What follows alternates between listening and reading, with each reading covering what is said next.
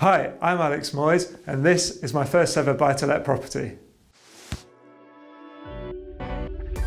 Hi, Kevin McDonald here, and welcome to the Progressive Property Podcast. On this week's episode of the podcast, I'm actually out on site at a project with Alex Moyes. And what I'm going to do in today's podcast is talk you through the deal, the numbers, what the profits are going to be on the project, and this is Alex's first ever property investment deal. So if you're listening into the podcast, you're looking to get started in property, you're looking at getting your first deal under your belt, then this is a really good episode to have a listen to so you can see how Alex has gone about the project. Hi Alex, thank you for joining us on the podcast. It's a pleasure to be here. Thanks for having me, Kevin. Obviously this is your first investment property. When did you first start getting interested in investing in property, and why? I guess I've always been interested in property, but what made me feel like you could do it professionally was about Christmas time. I was searching Amazon for books, because I'm a big reader, and I found Rob Moore's Money book. Right. And I read that as the first one I decided to read. And that's how I got into the progressive community, discovered the Facebook group, found more of his books and Mark's books. And I read, during the winter, I read probably 10 property books, because I suddenly found that this was doable and there was a way that I could do it. You know, I had a bit of money, but like that'd buy me a house, and then what? And all of a sudden I realised that I could actually buy more. They have enough money to buy that first house, and then they put all their money into the first house and they can't do any more and they're stuck. Yeah. So it's, I guess, reading the books and getting part of the community helped you realise there's better ways. Yeah, it did. And from that I went on a discovery day at Progressive. And I had a really good day. I even learnt stuff there that saved me money. And then I booked the masterclass course. And that was the journey that I took really to start understanding all the different strategies. Listened to loads of podcasts, found more books, and just started to try and understand what you needed to learn to get started. Right. The masterclass, that's the 4-day training with Anne Holton. How did that help you? What sort of things did you learn on that helped you? It was really good starting from the beginning, really, figuring out your area and the goldmine area, what types of houses to look for, and then how to go and do the viewings, how to view. Most people sort of walk in a house and they look at like the furniture and stuff. It's how to actually figure out what's going to cost you money, how you're going to refurb it, and what you're going to do with it. It's to look at something like this and think, that's an opportunity, not a problem. And things like moving that bathroom. Anne Holton did a great video about moving bathrooms that I watched, and I was like, oh yeah, great, now I can do that. Yeah. Suddenly opens up a whole another way of trying to add value to places. Before Christmas last year, what was your life like? What were you doing? What's the job? You married, kids? What were you up to? Yeah, so I've got a wife and I've got 2 kids, and I have a corporate career in cybersecurity sales. And I really enjoy my career, but it's... Cybersecurity? Yeah. So is that all confidential? Yeah, I can't tell you. Okay. Yeah. I enjoy it, but I don't want to be employed forever. And I need to provide for myself when I get to pension age, because at my age now, you just don't expect to have a pension. But pension age for you is like, what, 50 years away? Yeah. So I'm like 31 now. So the earliest you're going to get state pension by the time I get there is going to be like 70 something. So I just believe in sorting myself out and not relying on the government. I got into property because I want to have a solid, like, long-term foundation for me and the family. And my 2 kids, we want to send them to a local private school, and that needs to be paid for. So that's a real instigator to get me to do it now. That's like, why do it now? Why not in like 5 years' time? Like, that was a thing. Like, I've got to do it for that. And then when you learn all the different strategies and what's available, then you just think that you don't have to buy a house a year for 20 years and then maybe you can do something in 20 years' time. Like, there's ways to speed up the process. And that's what I found really interesting, all the different strategies you can use. A lot of people that I meet in their 20s and their 30s, they do have that plan of maybe trying to buy 1 or 2 properties for their retirement, or buy a few over their lifetime to then be able to retire on. And when I started my property journey, I looked at it at the start as well about a retirement plan. And I quickly realised this isn't a retirement plan, this is a now plan. Yeah. So what was the key bits for you that made you realise, actually, I'm not thinking big enough, this could be more than I wanted, or I initially thought it could be, that I can do more than 1 deal a year or 1 deal every 5 years? I suppose it probably goes back to that money book where Rob talks about the different levels of wealth and trying to understand what you might want in the future and how you sort of structure your finances. And I understood that I don't want to work for money all the time, and I want to have more free time. I have a good job, and so to replace that, to have the prospect of replacing that, I need quite a lot of houses. So I've always, as soon as I realised it was possible, I did start thinking big. And I know that I need 33 houses like this one to replace my income, to give me that choice, whether I choose to do it or not. And so that meant right from the very beginning, I have to figure out a way of doing this, because there's no way that I'm going to buy 30 houses on my own. Now that's just for the cash flow. That's not even thinking about the capital growth and the equity. Yeah. Because that's the long-term plan. A lot of people, when they buy property, I see them, they focus on trying to buy a property thinking about it'll always go up in value. But one of the key parts about property investing is the cash flow. It's got to pay you today. The uplift in value is the bonus money. That's the legacy money. I mean, equity across 33 properties is going to run into the millions in a few years' time. But that doesn't put your kids through private school at the moment. No. It's the cash flow you need to focus on for that. So that's a really good plan. What would you say to anyone who's, say, maybe watching the YouTube video at the moment thinking, I'm looking to get into property, can I do it? I'm in my early 20s, I'm in my early 30s. Is it something that I could do as well? What would you say to them? Anybody can do it, and everybody says that, right? But I have a really busy career, and I have a family, and they support me well, but I find the time to do it because I want to, because I enjoy it. And you just have to start. And I started doing viewings, and then once you start doing some viewings, then you started making offers.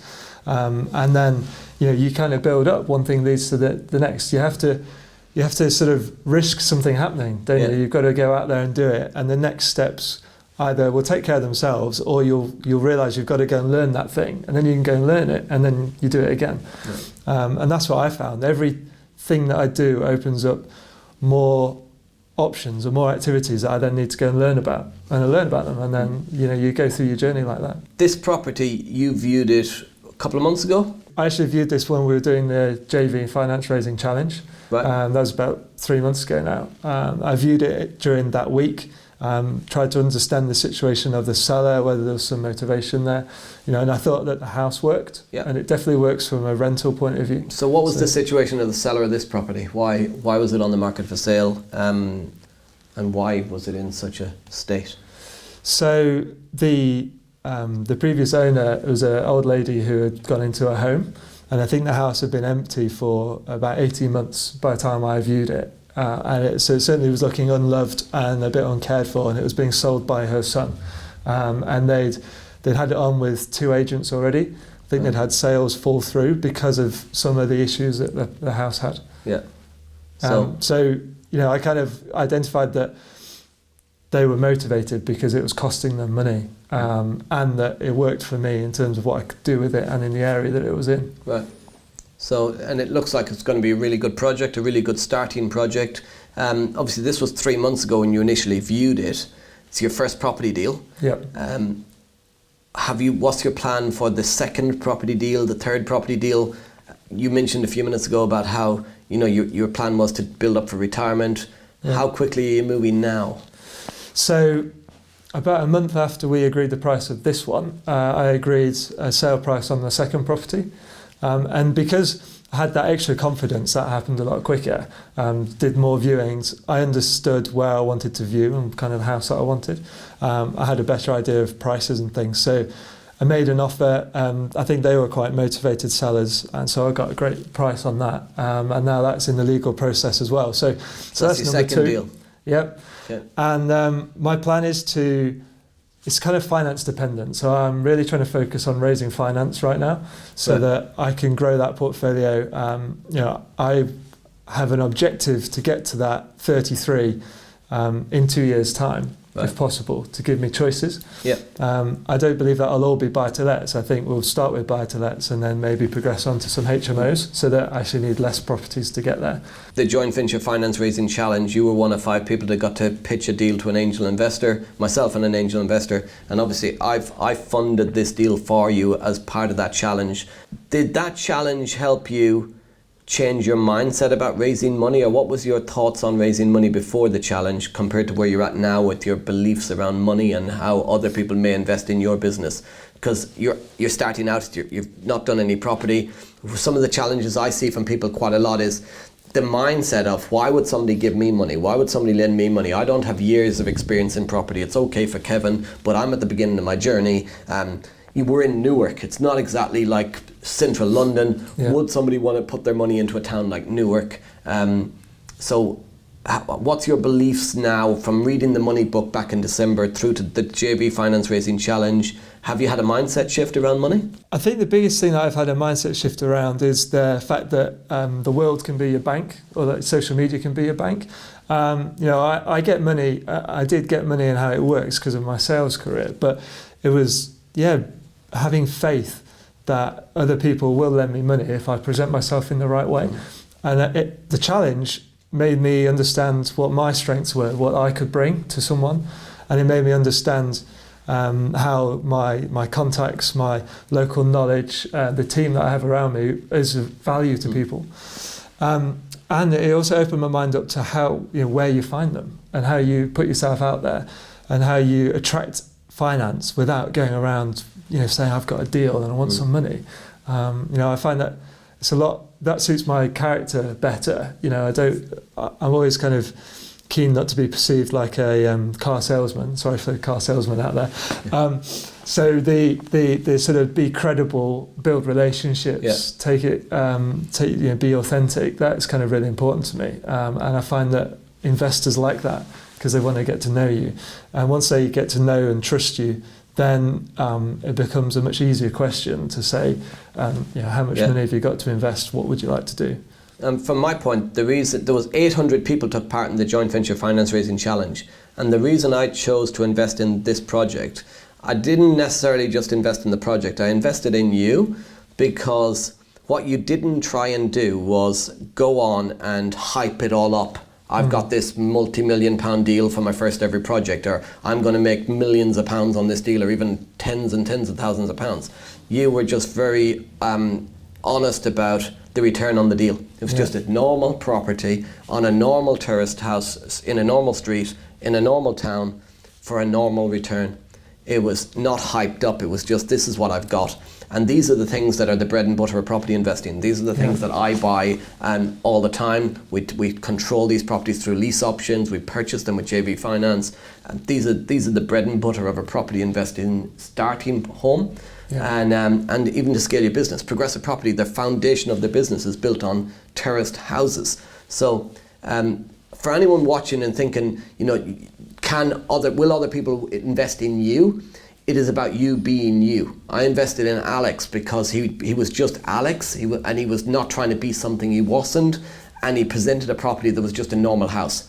So show yourself as you, show your area as something that you know, and just be honest and credible about what you've got. Don't try and overhype something, because that'll catch up with you later and people will find out that it's not what it is. So coming in here today, having a look at this house, it's pretty much exactly what I thought it was going to be. And it's that when you're looking to joint venture with people, they don't want surprises of, oh my God, there's no roof on the house or something, or the numbers he told me doesn't add up. And the numbers, everything just seemed like it was logical and not like I'm only going to spend $4,000 and add 40. It was spending 15 and having 20 grand of equity at the end. So it was really understanding your numbers. I didn't invest because he's done 25, 30 deals already. I invested because he knows his area, understands his numbers, and because he came across as honest, trustworthy, and had a property that he didn't try and overhype. And that's really important if you're watching this, to focus on the key aspects of people are not investing in you because you've got loads of experience and having done loads of property deals already. They invest in you because you are somebody who understands what a deal is today. Doesn't matter if you've not done one before, just what a deal is today. So I just want to feed that back to you as well about why I chose you for this deal, and to help other people watching about why they would, what to look for and why they need to back themselves to do property deals. Obviously, I funded this first deal for you. Have you continued to look for, you mentioned you're focused now on raising money. Yeah. How are you finding it attracting joint venture partners, people with money, are they interested in working with Alex when he's at the start of his journey? How's that going for you? Yeah, so I'm trying to put myself out there more on social media and explain what I'm doing and talk about this house and what I'm learning. And I found that that's attracted a few people who have contacted me and asked, what am I up to? Kind of what do I offer? What am I looking for? And so we've had a few conversations with investors to get to know each other and understand what they're after and just tell them what we talked about, really. I tell them about the town and my team and that I know the area and what I'm trying to do and my goals and their goals. And they're definitely interested because they have money and they don't want to come up to a town in the Midlands and find houses. So, it works really well. So what I always say is wealthy people, they value their time. And what we tend to do is we pedestalize the money, but actually they pedestalize time. And they value their time. And there's a really good saying that I learned once which I've always remembered was, and I'm going to get it wrong now for this, but wealthy people, they spend their money trying to save time, while poor people spend their time trying to save money. Yeah. And what we are doing when we're looking to raise joint venture partnerships, raise money for funding deals like this, is wealthy people will invest their money with you to save them time, where you and them both benefit from the project. Alex is going to benefit from this project. I'm going to benefit from this project. His new JV partners will benefit as well. What would you say to anyone who's looking in thinking, do I really need my own money to do property? Could I start in property without any of my own money? You have to figure out what you have got. And everybody's got something. If it's the energy and the enthusiasm or the local knowledge or the team, you can find the other things that complement what you have got. So absolutely, taking action and telling other people what you're doing is probably the main thing that you've got to do. Because what people don't realise is a person with money would come in here and not see the opportunity to turn a 2-bed terraced house into a 3-bed. Yeah. They wouldn't want to rip all the wallpaper off the walls. By the way, have you done that yourself? No. Who did that for you? My parents have been stripping out the house this week. You got your parents to rip the wallpaper off the walls? I have, yeah. Right. I'm very lucky. They've put a lot of hours in for free for this. Child labour is what his parents did to him for years. He's getting them back. He's getting them back right now. So, but that's smart. Yeah. No labour done either on this project. But a wealthy person doesn't want to come in here and rip wallpaper off the walls, plaster, paint, decorate, etc. They are looking for a hands-free investment, and there's people all over the country that are looking for hands-free investments. So the opportunity is there, but you've got to back yourself and believe you can do it. You can do stuff just like Alex is doing, but you've got to actually go out there and look for them, do the viewings, put the offers in, and let people know that you're looking to do these types of deals, and it will start to happen for you. Nice project, needs some work, got it at a good price. Let's look at the numbers, because what I see a lot from people who are especially starting out on property, they hear this thing about below market value. Yeah. And they see a property on the market for 150 grand, 120 grand, whatever it may be, and they're trying to buy at 25% below the asking price. What you're actually meant to look at is not 25% below the asking price, because if you've got a house like this, maybe it's already priced at the right price. What's important is not the asking price. What's important is the end value. What can it be worth after you've done the work? So let's look at the detail of the numbers on this one, Alex. What was it originally on the market for? So it was on for 110. Right. And then when you viewed it, had it dropped in price? Was it still on at 110? Yeah, because one sale had fallen through because of the damp. They relisted it at 105. Right. And that's when I viewed it. Okay, so you viewed at 105. Obviously, this was part of the JV Finance Challenge. What I did after you won the challenge, we had a phone call the next day and you told me that you hadn't actually secured the purchase yet. Yeah. Right, so that was an interesting bit of news to me. So we had a look at the numbers and we agreed what offer to put in. So we did what I do a lot on deals is I do an even, odd. So it's a way of making sure that the agent and the owner knows that the third offer is your final offer. And sometimes I see people make a massive mistake where they work out what they want to pay for a property and they put that offer in first. But because it's your first offer, the mindset of the agent and the owner is that's your starting bid. It's not your finishing bid, it's your starting bid. So we work out our final bid and then we work backwards. So we sat and we were on the phone, we worked out the 3 offers we were going to make on this. Yeah. You went in at around 101 initially and then 102 or something. What was your final bid? I think we opened it like 99, then we did 101, and then we went 103,767. 103,767. And when I told you on the phone to bid 103,767, what did you say to me? I was like, why that number? Why? And every time I've done this, the agents always say why. And what I said to Alex on the phone was, as soon as they say to you why, you say, because I've done my numbers and that is to the pound as high as I can go. Then they know that's the final bid. That's it, it's done. What did they say at the 103,767? Did they get you the deal at that price, or did you have to go higher? No, they agreed to it at that price. They agreed to it at that price. And this works pretty much 9 times out of 10. You'll get the deal if you follow the even, odd offer process. So we secured the deal at 103,767. Yep. Purchase price. Your cost of refurb, how much are we spending on it? So we're spending 15,000 on the refurb. Okay, so 15k on the refurb is quite a good budget, to be honest. Yeah. We can get an awful lot done in a terraced house for 15 grand. Now, when you look around the property, it looks in quite a state. But reality is most of it's just cosmetic. You've got to do the cosmetic work downstairs. So you've got some skimming of the walls, painting of the walls, some new carpets. The kitchen, we're going to extend out the back, but the previous owners have already broke through the back wall, so it's just extending out into the extra bit of that little garage space at the back. So the expensive work is done, it's just the cheaper section of the extension. Paint, decorate, cosmetic stuff upstairs, move the bathroom. But moving the bathroom, the only real expense there, you've got a few £100 for a partition wall, and you've got to put a lintel in to break into the structural wall to add that cupboard into the bathroom. That's probably the most expensive bit upstairs, but a lintel cost, have you looked at the cost of that? I think it's about 150 quid for a lintel. 150 quid, and it's one of the most expensive bits on the project. Obviously the labour to do it, but you're talking a few £100 to get that done as well. So there's not a huge amount of cost. So 15k budget is pretty good budget to work to. So you got your 103,767 to buy it, your 15k budget, you had your purchase cost. Did you have to pay no stamp duty? Yes, we paid 3%. Stamp duty. Yep. Yes, you got your initial. So a lot of people have confused at the moment with the 0 stamp duty, where there's no stamp duty if you're buying a residential home or your first purchase. Now this is Alex's first investment property, but he owns his own home, which means that he has to pay the 3% stamp duty. So the base layer stamp duty, none to pay, but you have to pay the additional 3% for the either a second home or investment property. So 3% stamp duty on 103k is what, just over 3 grand. Yep.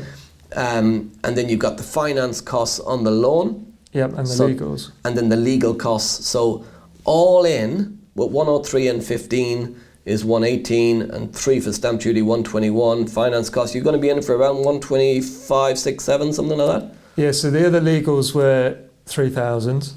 Right, okay. So 6 grand in all purchase costs. Right. And then if we're counting the cost of money as well, that's 7 grand. So we're looking at 130-ish all in, probably. Yeah. So 130 all in. That's right. What's the end value? It would be 150. You've got 100% of the purchase cost funded. You've got 150 end value, 130 all in. Yeah. So 20 grand of equity. What will it rent for when it's done?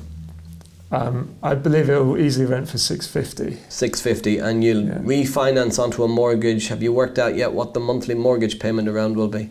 Yeah, it's going to be about 370. So you're going to pay 370 a month on the mortgage, 650 rent. You're going to manage it yourself or through an agent? I think we'll use an agent for tenant find and setup. Right. And probably manage it ongoing Manage ourselves. yourself. So you'll have a one-off tenant find fee. Yeah. Okay, so that's typically probably around the first month's rent. Yeah. But then, so at 370, let's call it 30 quid for maintenance and stuff, for 400 quid, 250 quid a month profit. Even if you go 50 more out of that, you're looking at around 200 pound a month profit. Yeah. So 20 grand equity, 200 pound a month cash flow. Yep. And is that your target for, you said 33 deals, are you looking at 200 a month from each deal? Yes, yeah, 200 is the target. So that's what, 6.5 grand a month income? Yeah. Okay, so your first one done, second one on the way. Pretty good deal, that. Yeah. Pretty good deal. Not bad for the first one. Not bad for the first one. So you've been listening to the Progressive Property Podcast. Remember, it's on iTunes and Stitcher. It's out every single Tuesday, so make sure you subscribe, make sure you're listening in on the content.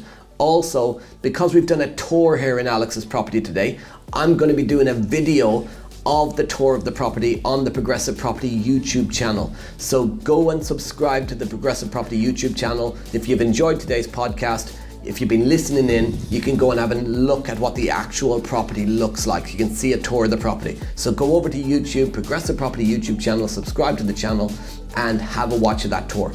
And subscribe to the channel so you can stay in touch with future videos there. And the end video, when we do a tour of the property in the future, that will be on the YouTube channel as well. There's lots of great content on there. So you've been listening to the Progressive Property Podcast. I've been Kevin McDonald. You've been absolutely awesome.